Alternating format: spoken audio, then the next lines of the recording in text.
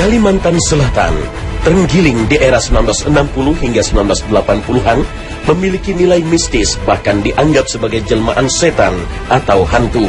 Akibatnya, hewan ini tidak ada yang berani memakan, apalagi menangkap.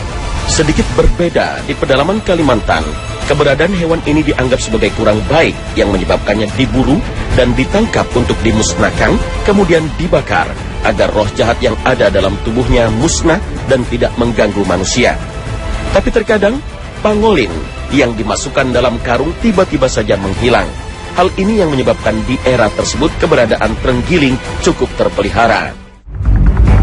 Meski zaman telah kian maju, namun ada saja kejadian yang dianggap ada sangkut pautnya dengan hal-hal yang di luar nalar manusia. Salah satunya adalah keberadaan hewan jadi-jadian yang terkadang dikaitkan dengan adanya kasus kehilangan uang yang misterius. Di Jombang, Jawa Timur, tertangkap seekor kelelawar aneh. Penangkapan hewan malam itu sontak membuat para warga geger, karena mereka meyakini kelelawar tersebut dianggap hewan jadi-jadian. Kelelawar tersebut dianggap sebagai hewan pesugihan karena memiliki warna tak sama seperti kelelawar pada umumnya. Mereka menganggap cara terbang kelelawar tersebut seperti mengendap-endap dan kakinya pun konon seperti manusia. Apalagi kelelawar ini seringkali berkeliaran di rumah warga. Warga mengaku sering kehilangan uang serta beras. Warga pun semakin yakin bahwa kelelawar ini adalah hewan jadi-jadian yang diperintahkan pemiliknya untuk mencuri harta warga. Berikutnya adalah penangkapan seekor kucing yang diduga hewan jadi-jadian di Kampung Wonoclo, Surabaya, Jawa Timur. Kucing ini dianggap bukan hewan biasa karena fisiknya yang aneh. Tubuhnya tanpa bulu dan ekornya mirip tikus. Ditambah warnanya yang hitam. Awalnya kucing yang ditemukan oleh seorang warga itu tengah memasuki pekarangan rumahnya. Melihat bentuk yang tak lazim, dia pun segera menangkapnya. Warga yang berdatangan pun meyakini bahwa kucing hitam ini adalah kucing jadi-jadian. Seekor kupu-kupu yang ditangkap warga di Probolinggo, Jawa Timur juga dianggap sebagai hewan jadi-jadian. Penangkapan kupu-kupu ini membuat warga senang dan lega. Pasalnya, warga menganggap kupu-kupu ini merupakan media pesugihan bagi pemiliknya. Warga juga kerap mengaku sering kehilangan uang secara misterius. Kecurigaan akan hewan ini adalah jadi-jadian semakin menguat saat mendapati kupu-kupu yang diletakkan di dalam toples menghilang tanpa jejak. Peristiwa penangkapan hewan jadi-jadian lainnya juga pernah terjadi di Desa Kedondong, Kecamatan Bagor, Kabupaten Nganjuk, Jawa Timur. Seekor anjing yang diduga hewan jadi-jadian ditangkap warga karena meneror desa mereka. Setelah dilumpuhkan, warga semakin heran mendapati anjing tersebut mengeluarkan air mata ketika ditaburi garam. Warga meyakini garam tersebut ditaburkan untuk memunculkan wujud asli anjing. Sebulan sebelumnya, mereka diresahkan oleh isu adanya makhluk jadi-jadian yang mengganggu ketenangan desa. Seorang warga Panjang, Pekalongan, Jawa Tengah menemukan seekor lele raksasa. Warga meyakini lele ini merupakan hewan jadi-jadian. Lele berukuran panjang 75 cm dan berat 6 kg ini ditemukan oleh seorang warga tanpa sengaja di rawa belakang rumahnya. Selain ukurannya yang terbilang besar, lele ini memiliki sirip yang bercabang dua dan matanya seperti bola mata manusia. Bahkan matanya bisa berkedip. Keanehan lele ini menarik perhatian warga sekitar. Ada yang berdecak kagum, namun tak sedikit yang takut dan tak berani memegang lele berukuran jumbo tersebut.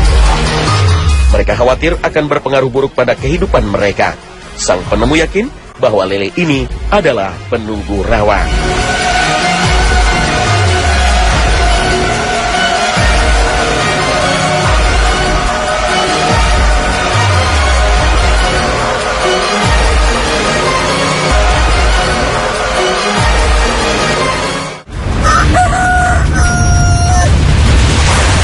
Assalamualaikum warahmatullahi wabarakatuh. Selamat pagi pemirsa Trans 7. Khazanah Ensiklopedia Islam Dunia pagi ini kembali hadir ke hadapan Anda untuk berbagi informasi Islami. Semoga menginspirasi dan menjadi motivasi aktivitas Anda hari ini.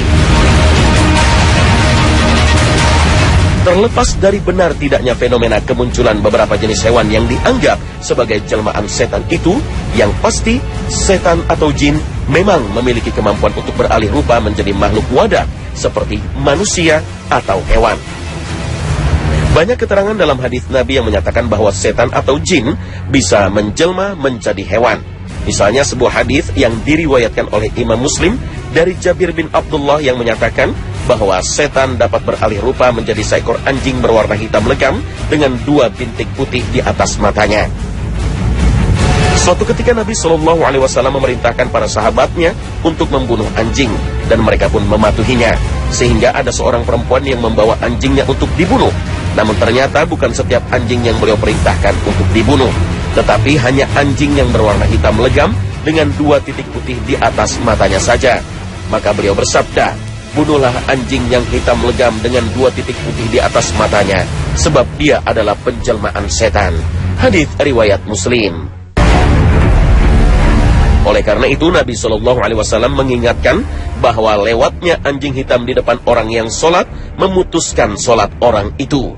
Rasulullah SAW menjelaskan sebabnya, karena anjing hitam itu setan. Dari hadis inilah Imam Ahmad bin Hanbal dan sebagian ulama dari mazhab Syafi'i mengharamkan hasil buruan anjing hitam. Adapun Imam Syafi'i, Imam Malik dan mayoritas ulama membolehkannya sebagaimana anjing lainnya, sebab hadis ini sama sekali tidak mengeluarkannya dari keumuman makna anjing. Demikian pula jika anjing hitam minum di bejana, maka bejana itu harus dibersihkan, sebagaimana jika diminum oleh anjing putih. Imam Ibnu Taimiyah rahimahullah menjelaskan, sesungguhnya anjing hitam adalah setannya anjing-anjing, dan jin bisa berubah wujud dalam banyak rupa. Demikian pula kucing hitam, sebab hitam merupakan pusat kumpulan kekuatan setan daripada lainnya, dan terdapat panas yang kuat. Imam Ahmad termasuk yang menilai batal sholat seseorang karena lewatnya anjing hitam di depannya. Tetapi mayoritas ulama tidak mengatakan demikian. Imam Nawawi menjelaskan, pendapat Imam Malik, Abu Hanifah, Syafi'i radhiyallahu anhum dan mayoritas atau jumhur ulama dari kalangan salaf dan khalaf mengatakan, tidaklah batal sholat karena adanya sesuatu yang lewat, baik yang lewat itu adalah keledai, anjing hitam, wanita, dan tidak pula karena yang lain. Mereka memaknai ungkapan terputusnya sholat dengan maksud sholatnya kurang sempurna lantaran hati menjadi sibuk, bukan bermakna membatalkannya.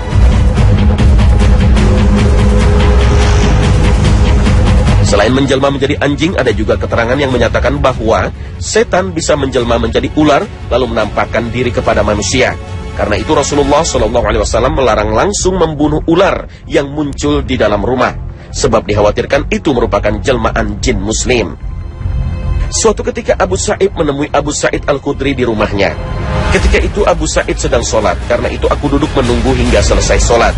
Tiba-tiba aku dengar suara gemerisik di lapisan penyangga atap. Tiba-tiba saya melihat seekor ular. Karena itu saya berdiri hendak membunuhnya. Tapi Abu Sa'id memberi isyarat kepadaku agar tetap duduk.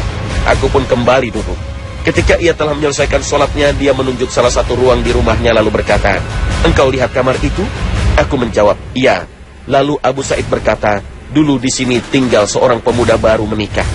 Suatu kali kami pergi ke perang Khandaq bersama Rasulullah. Pemuda itu minta izin agar diperbolehkan ikut perang sampai tengah hari. Suatu hari pemuda tersebut minta izin kepada Nabi untuk pulang ke rumah. Nabi SAW berkata, "Bawalah senjatamu, sebab aku khawatir Bani Quraidah, Yahudi di Madinah mengganggumu." Pemuda itu mengambil senjatanya lalu pulang. Setiba di rumah dilihatnya istrinya sedang berdiri antara pintu rumah dan pintu halaman.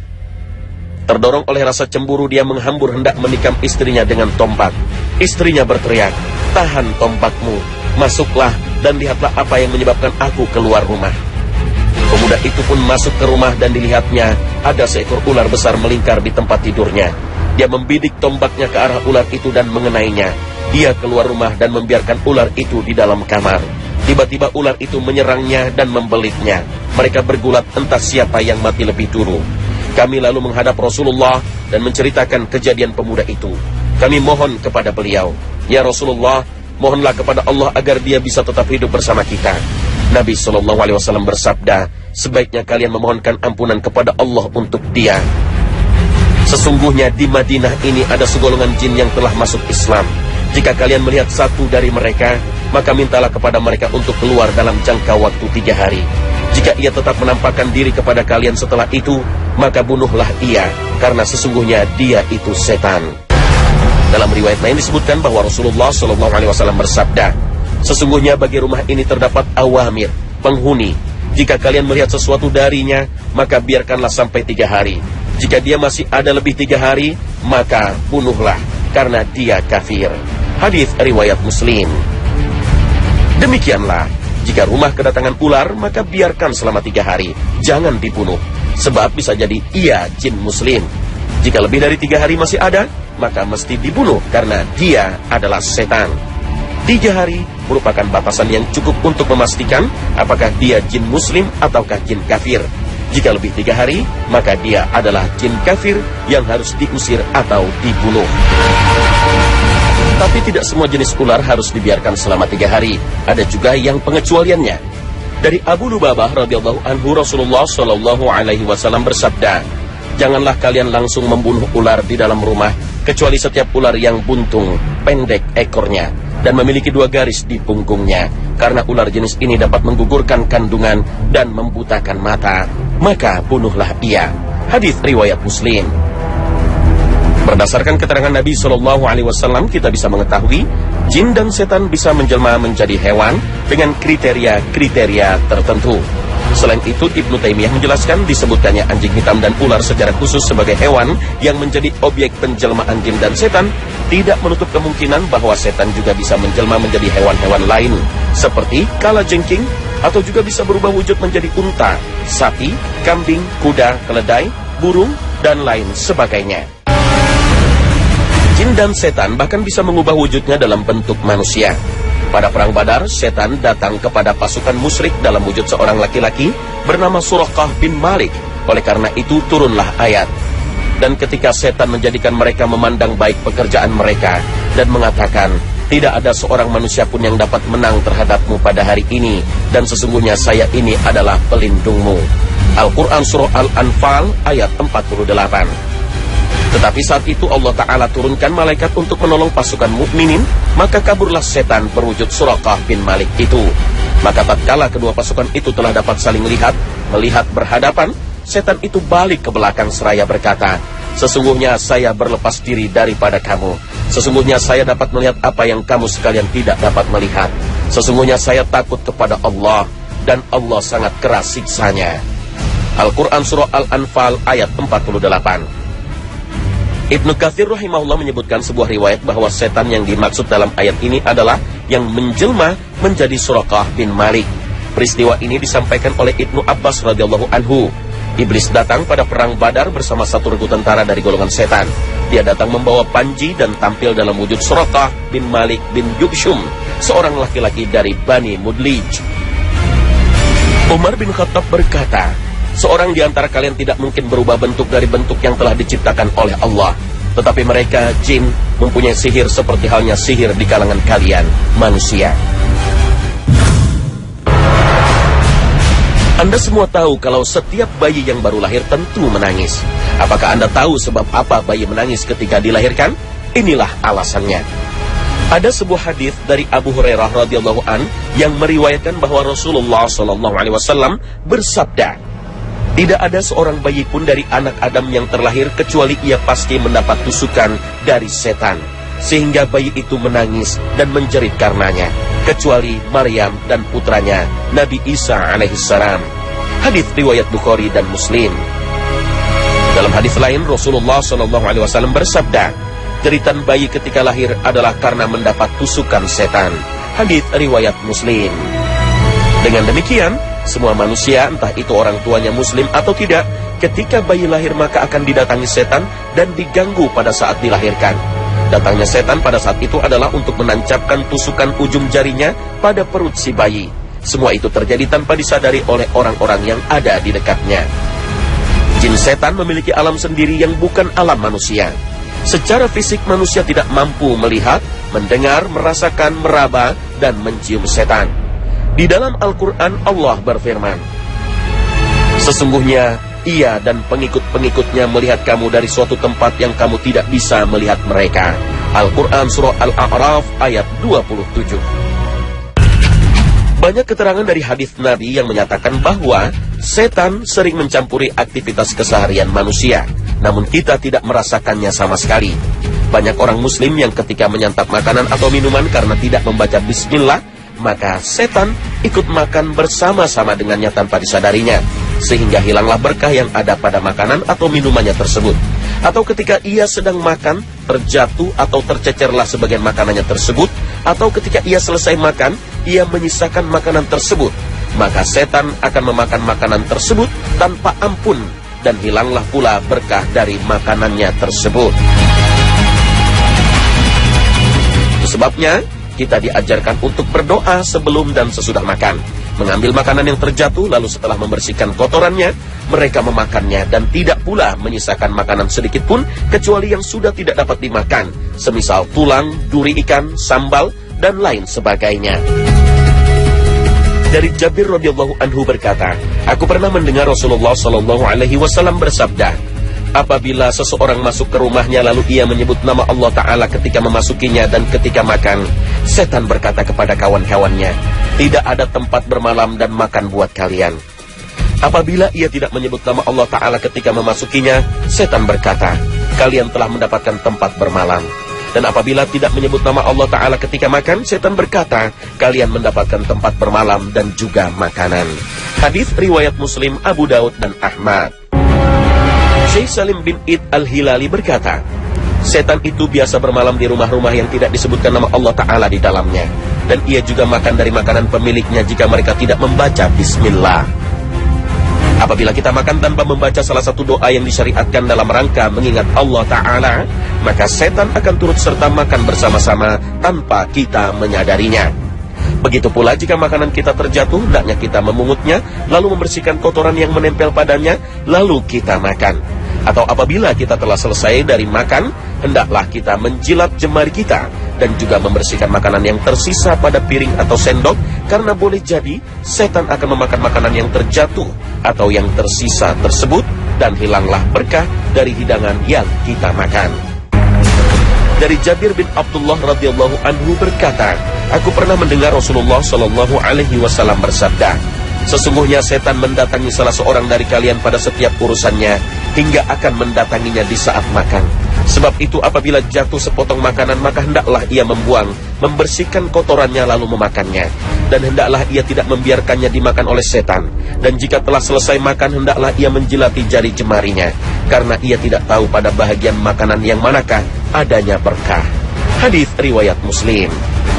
Setan juga selalu standby di kamar mandi untuk melihat aurat manusia. Jika seseorang tidak membaca doa sebelum masuk, maka akan dilihat oleh setan. Bahkan setan juga bisa nimbrung pasangan suami istri yang sedang melakukan hubungan intim jika sebelum melakukannya mereka tidak membaca doa. Dulu, setan juga pernah menyerang Nabi SAW saat beliau sedang sholat. Namun hanya beliau saja yang bisa melihatnya. Sedang para sahabat hanya melihat beliau melakukan gerakan dan mengucapkan kata-kata yang tidak mereka pahami. Saat sedang sholat, tiba-tiba para sahabat mendengar Rasulullah mengatakan, aku berlindung kepada Allah darimu. Kemudian Rasulullah SAW juga berkata, Allah telah melaknatmu sebanyak 3 kali. Rasulullah lalu menghamparkan tangannya seolah-olah beliau sedang menerima sesuatu. Ketika Rasulullah selesai sholat, para sahabat bertanya, wahai Rasulullah, kami mendengar Anda mengatakan sesuatu yang belum pernah kami dengar sebelumnya. Kami juga melihat Anda membentangkan kedua tangan Anda. Rasulullah menjawab, iblis, musuh Allah baru saja datang membawa anak panah api untuk ditancapkan di mukaku. Lalu aku berkata, aku berlindung kepada Allah darimu sebanyak 3 kali. Kemudian aku juga berkata, Allah telah melaknatmu dengan laknat yang sempurna sebanyak 3 kali. Kemudian saya bermaksud untuk menangkapnya. Seandainya saya tidak ingat doa saudara kami Sulaiman, tentu saya akan mengikatnya sehingga menjadi mainan anak-anak penduduk Madinah. Hadis riwayat Muslim. Orang-orang melihat Rasulullah menggerakkan tangannya namun tidak tahu apa yang sedang terjadi. Artinya, orang lain tidak melihat adanya jin yang sedang mengganggu Rasulullah, sedangkan Rasulullah melihatnya. Demikianlah, indera manusia tidak mampu menangkap fisik jin atau setan. jika mereka tidak mengubah diri menjadi makhluk wadak yang kasat mata. Hal serupa juga berlaku terhadap malaikat yang tercipta dari zat yang lebih halus, yaitu cahaya. Dalam hadis-hadis Nabi juga banyak ditemukan keterangan yang menyatakan bahwa mereka melakukan aktivitas yang bersentuhan dengan manusia. Mereka sering membaca istighfar untuk manusia, mendatangi majelis-majelis zikir dan majelis-majelis ilmu, ikut mengamini orang yang berdoa usai menghatamkan Al-Quran. Bahkan kemanapun kita pergi, selalu diikuti oleh 2 orang malaikat yang akan mencatat segala amal perbuatan kita. Namun semua itu tidak bisa kita lihat, tidak bisa kita rasakan, dan tidak bisa kita dengar. Setiap terbit matahari pagi, ada malaikat yang diutus di kedua sisinya untuk menyampaikan seruan yang bisa didengar oleh semua penduduk bumi, kecuali jin dan manusia. Demikian pula ketika terbenam matahari, juga akan diutus 2 orang malaikat di kedua sisinya untuk berseru dan akan didengar oleh semua penduduk bumi kecuali jin dan manusia. Ya Allah, berikan pengganti kepada orang yang menafkahkan hartanya, dan berikan kerusakan kepada orang yang menahan hartanya. Hadits riwayat Ahmad. Berfirman, hai anak Adam, janganlah sekali-kali kamu dapat ditipu oleh setan, sebagaimana ia telah mengeluarkan kedua ibu bapakmu dari surga. Ia menanggalkan dari keduanya pakaiannya untuk memperlihatkan kepada keduanya auratnya. Sesungguhnya ia, iblis, setan, dan pengikut-pengikutnya melihat kamu dari suatu tempat yang kamu tidak bisa melihat mereka. Sesungguhnya kami telah menjadikan setan-setan itu pemimpin-pemimpin bagi orang-orang yang tidak beriman. Al-Quran Surah Al-A'raf ayat 27. Pemirsa Khazanah, semoga tayangan ini bermanfaat dan menginspirasi bagi Anda. Terima kasih atas perhatian Anda. Wassalamualaikum warahmatullahi wabarakatuh.